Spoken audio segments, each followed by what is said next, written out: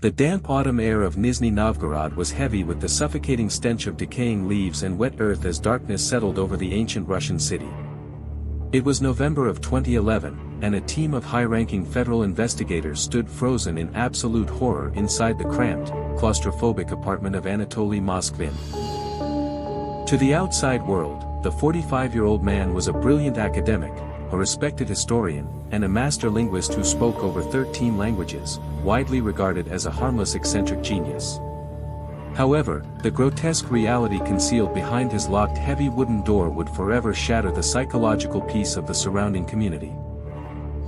Scattered across the small rooms, resting on worn-out sofas and cheap plastic chairs, were 26 life-sized antique dolls, beautifully dressed in bright, elegant winter coats, silk dresses, and knee-high leather boots.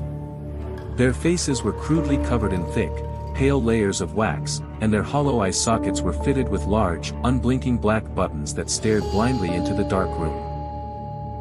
As the lead detective cautiously stepped forward to touch the fabric of a velvet dress, the heavy weight of the doll shifted unnaturally, revealing the horrifying, unmistakable outline of a mummified human jawbone beneath the lace collar. The investigation instantly ground to a terrifying halt as the police realized that these were not made of wood or cloth. Anatoly Moskvin had spent a decade turning his small family apartment into a private, hidden cemetery for children.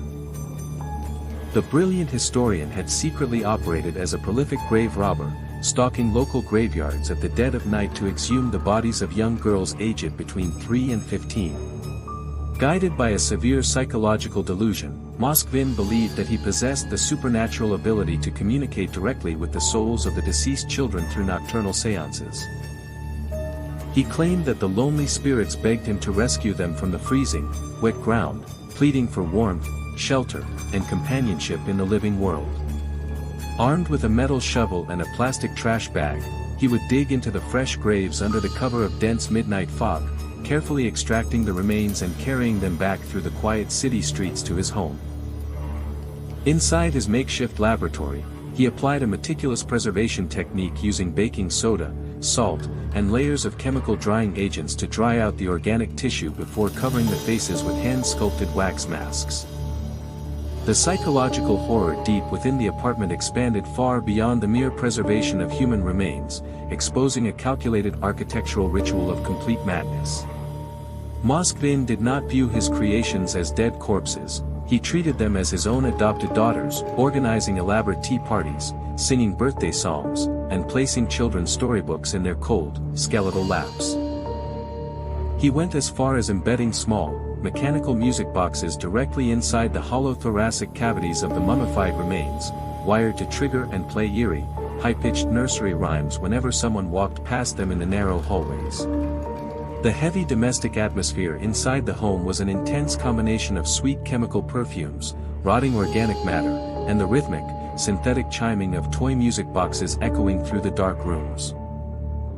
When the federal authorities interrogated the historian, he showed absolutely no remorse or understanding of his crimes, calmly explaining that he was merely waiting for science or ancient witchcraft to discover a way to resurrect the girls back to physical life. The local community was completely paralyzed by the revelation, especially the grieving parents who discovered that the graves of their beloved daughters had been completely empty for years while their remains were dressed as toys in a madman's living room.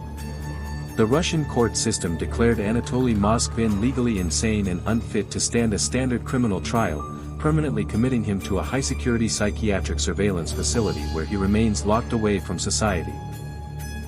Today, the quiet graveyards of Nizhny Novgorod have been restored to their natural silence, but the local residents still look at the old apartment building with deep psychological dread. The mechanical music boxes have stopped playing, leaving only a freezing, historical silence that whispers a final, devastating warning about the terrifying depth of human delusion and the shadows that crawl through the dark spaces of the world.